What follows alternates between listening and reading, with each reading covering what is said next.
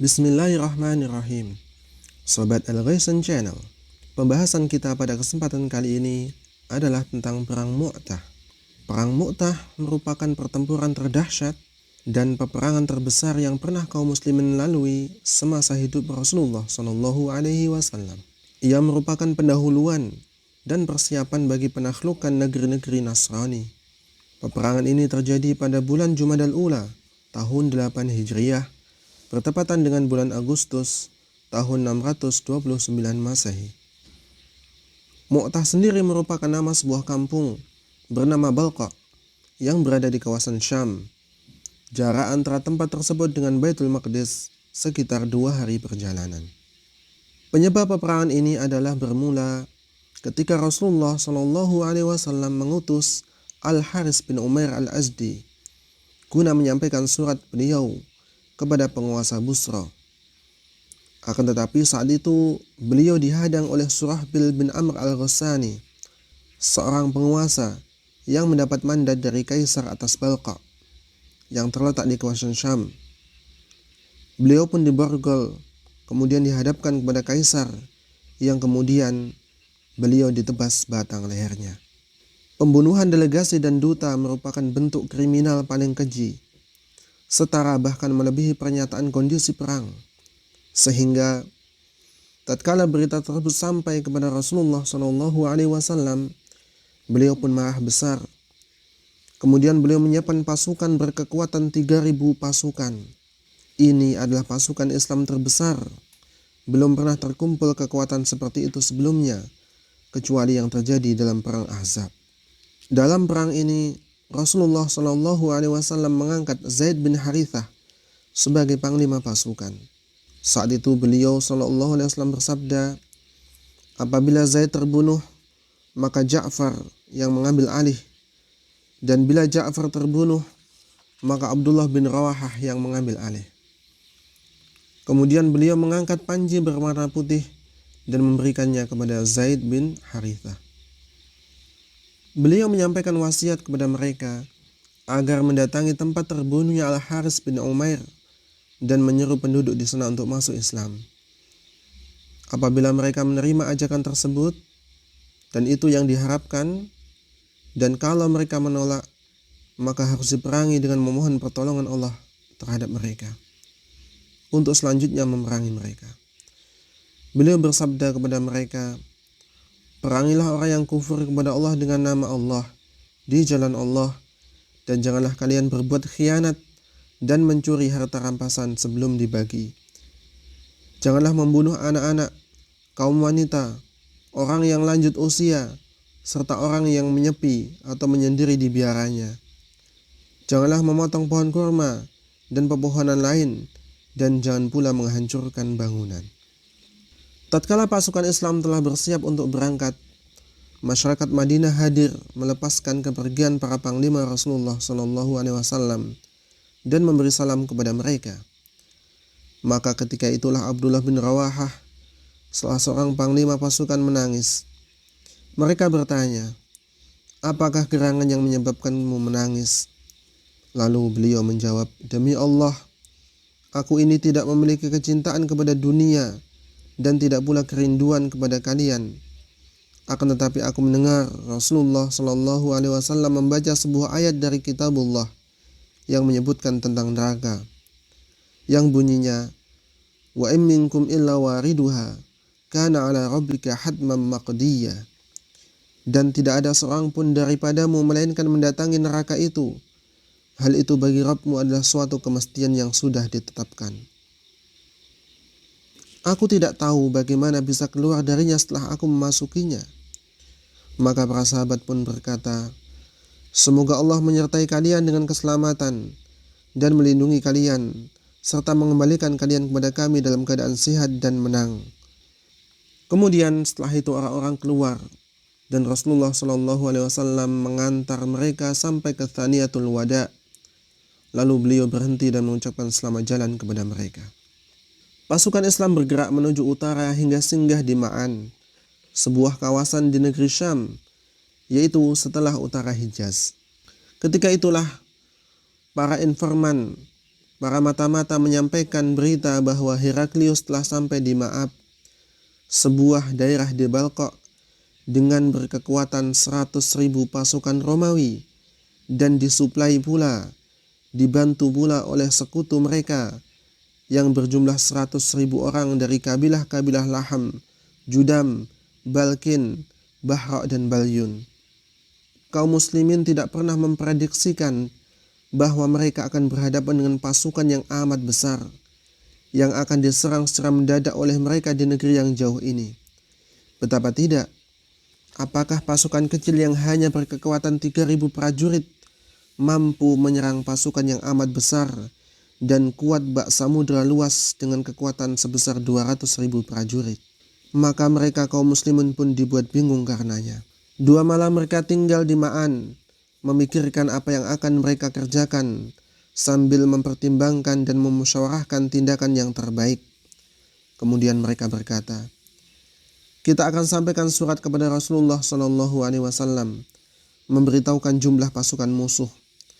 Setelah itu entah beliau akan mengirim pasukan bantuan atau memerintahkan dengan suatu perintah yang akan kita kerjakan." Namun Abdullah bin Rawahah menolak usulan tersebut dan membangkitkan semangat pasukan seraya berkata, "Ya kaum, wahai kaum, demi Allah, sesungguhnya apa yang kalian benci itulah justru tujuan kalian bepergian, yaitu mencari syahadah, mencari mati syahid. Kita tidaklah memerangi manusia karena jumlah, kekuatan, dan banyaknya jumlah mereka. Tidaklah kita memerangi mereka kecuali karena agama Islam ini yang dengannya Allah telah memuliakan kita. Maka berangkatlah, sesungguhnya ini hanyalah 2 kebaikan, kemenangan atau syahid." Maka akhirnya diambillah keputusan mantap sesuai dengan seruan Abdullah bin Rawahah. Setelah pasukan Islam menghabiskan waktu selama 2 malam di Ma'an, mereka kemudian bergerak menuju lokasi musuh, hingga akhirnya mereka bertemu dengan pasukan Heraklius di sebuah daerah di Balqa yang disebut Masyarif. Kemudian musuh pun mendekat sementara kaum muslimin menarik diri ke Mu'tah, lalu membuat kamp di sana dan melakukan mobilisasi. Mereka menjadikan Qutbah bin Qatadah al-Azri sebagai komandan dan sayap kanan, dan Ubadah bin Malik al-Ansari sebagai komandan sayap kiri. Maka di sanalah di Mu'tah 2 kelompok bertemu, dan dimulailah pertempuran sengit, pertempuran yang sangat dahsyat. 3.000 orang melawan serangan 200.000 prajurit. Suatu pertempuran fantastis yang pernah disaksikan dunia dengan penuh ketercengangan dan kebingungan. Akan tetapi bila angin keimanan bertiup, maka ia membawa keajaiban-keajaiban itu. Zaid bin Harithah, orang kesayangan Rasulullah SAW, mengambil panji dan mulai berperang dengan sangat gagah dan berani. Ia masih berperang dan berperang hingga dihujami oleh ujung-ujung tombak musuh, lalu beliau gugur sebagai syahid. Ketika itulah Ja'far bin Abu Thalib mengambil alih panji dan mulai berperang dengan gaya yang amat mencengangkan. Ketika merasa kelelahan oleh pertempuran, ia melompat dari atas kudanya yang berwarna merah ke kuning-kuningan, lantas menyembelihnya. Kemudian mulai berperang lagi hingga terputus tangan kanannya.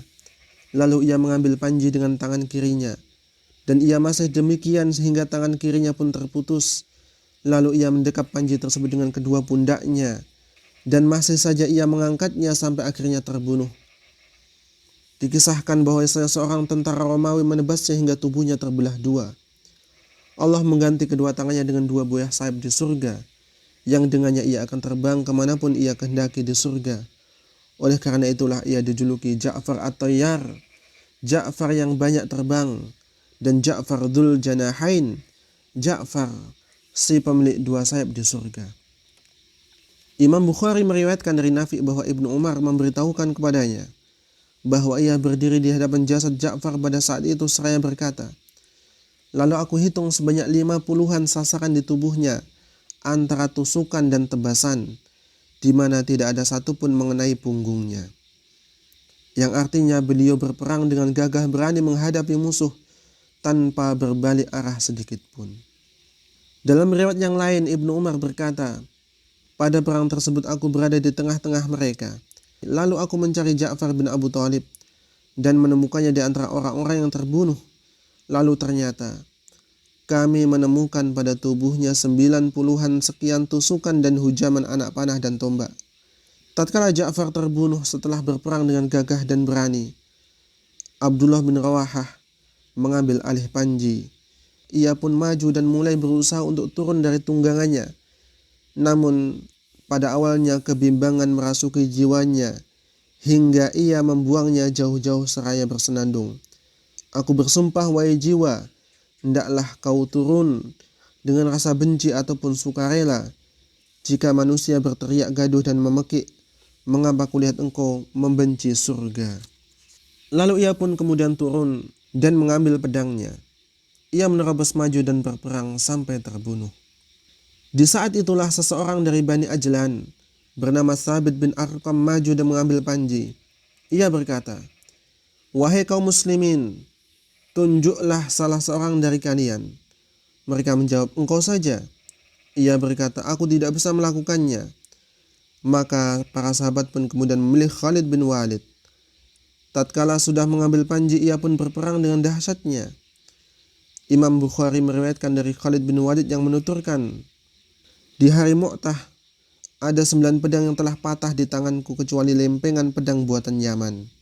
Sebelum berita dari medan pertempuran sampai kepada masyarakat Madinah, Rasulullah SAW telah bersabda menyampaikan wahyu pada hari Mu'tah dengan kedua matanya berlinang air mata. Zaid memegang panji lalu terbunuh.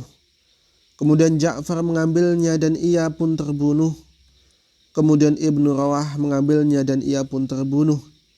Hingga tampil Saif min Suyufillah, salah satu pedang Allah, Khalid bin Walid, mengambil panji. Hingga akhirnya Allah menganugerahkan kemenangan atas mereka. Sekalipun dengan keberanian tinggi, ketangguhan, dan kegagahan yang tiada tanding adalah sangat aneh apabila pasukan kecil ini berhasil menghadapi pasukan Romawi yang laksana gelombang samudera dan luas, pasukan yang tiada ujungnya. Di saat itulah Khalid bin Walid menunjukkan kepiawaiannya dan kematangannya dalam melepaskan kaum muslimin dari situasi yang sangat sulit yang mereka hadapi. Terdapat banyak versi riwayat yang berbeda-beda mengenai hasil akhir dari pertempuran ini. Namun setelah dilakukan penelitian terhadap seluruh riwayat tersebut, nampaklah bahwa Khalid bin Walid memang telah berhasil bertahan di hadapan pasukan Romawi sepanjang hari. Pada hari pertama pertempuran, ia merasakan perlunya melakukan siasat perang yang mampu menyusupkan rasa takut di hati pasukan Romawi, sehingga mampu menarik mundur pasukan muslimin tanpa diikuti oleh aksi pengejaran dari pasukan Romawi tersebut. Ia sadar betul bahwa melepaskan diri dari kecengkraman mereka sungguh sangat sulit, karena bila kondisi kaum muslim terbuka, berada di medan terbuka, dan mereka pasukan Romawi melakukan pengejaran. Oleh karena itulah pada hari kedua, Khalid bin Walid merubah formasi pasukan dan melakukan mobilisasi lagi. Front terdepan ia pindahkan ke belakang, sayap kanan ke sayap kiri, demikian pula sebaliknya, sehingga tatkala musuh melihat hal tersebut, mereka tidak mempercayainya dan berkata, mereka mendapatkan bala bantuan. Akhirnya mereka dihinggapi ketakutan.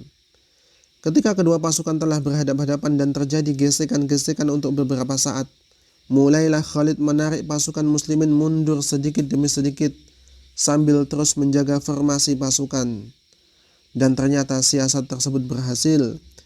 Pasukan Romawi tidak melakukan pengejaran karena beranggapan bahwa kaum muslimin ingin melakukan tipu daya terhadap mereka dan berusaha menjalankan siasat untuk menggiring mereka ke padang pasir. Demikianlah akhirnya pasukan musuh kembali ke negeri mereka tanpa berpikir untuk melakukan pengejaran terhadap kaum muslimin. Sementara kaum muslimin berhasil mundur dengan selamat hingga kembali ke Madinah. Dari pihak kaum muslimin ketika itu terdapat 12 orang yang gugur sebagai syahid. Adapun dari pihak Romawi, tidak diketahui berapa jumlah korban mereka. Hanya saja melihat rincian peperangan ini mengindikasikan bahwa jumlah korban di pihak mereka lebih banyak. Walaupun dalam pertempuran ini kaum muslimin belum mampu melakukan pembalasan yang mereka rasakan kepahitannya, Namun pertempuran ini memiliki dampak yang besar bagi reputasi kaum muslimin, di mana seluruh bangsa Arab dibuat tercengang dan heran olehnya. Pasukan Romawi merupakan negara superpower di muka bumi pada saat itu. Bangsa Arab mengira bahwa pertempuran yang dilakukan kaum muslimin itu sama saja dengan aksi bunuh diri dan mencari mati dengan sia-sia. Pertemuan pasukan kecil yang berkekuatan 3.000 pasukan melawan pasukan besar bak samudra dan luas yang berkekuatan 200.000 pasukan. Lalu kepulangan mereka dari pertempuran tersebut tanpa mendapatkan kerugian yang berarti merupakan keajaiban zaman. Ini menegaskan betapa kaum muslimin adalah manusia yang memiliki tipikal sendiri, tidak seperti yang sudah biasa dan diketahui bangsa Arab selama ini, yaitu bahwa mereka dibantu dan ditolong oleh Allah Subhanahu wa Ta'ala, dan bahwa pemimpin mereka yaitu Nabi Muhammad SAW adalah benar-benar utusan Allah. Karena itulah setelah peperangan ini, kita melihat kabilah-kabilah yang selama ini menjadi musuh bebuyutan dan selalu mengadakan pemberontakan terhadap kaum muslimin telah bersimpati kepada Islam, sehingga kabilah-kabilah Bani Sulaim, Ashja, Ghatafan, Dzubyan, Fuzarah dan selainnya menyatakan masuk Islam. Allahu Akbar. Perang Mu'tah ini merupakan permulaan pertemuan dengan bangsa Romawi dan mukaddimah, pembukaan, serta persiapan bagi ekspansi penaklukan terhadap negeri-negeri Romawi dan pembebasan oleh kaum muslimin terhadap bumi yang amat jauh tersebut. Demikian pembahasan dari kisah perang Mu'tah yang mudah-mudahan bisa menambah pengetahuan kita dan juga bisa menambah keimanan kita kepada Allah Subhanahu wa Ta'ala. Amin ya rabbal alamin. Wassalamualaikum warahmatullahi wabarakatuh.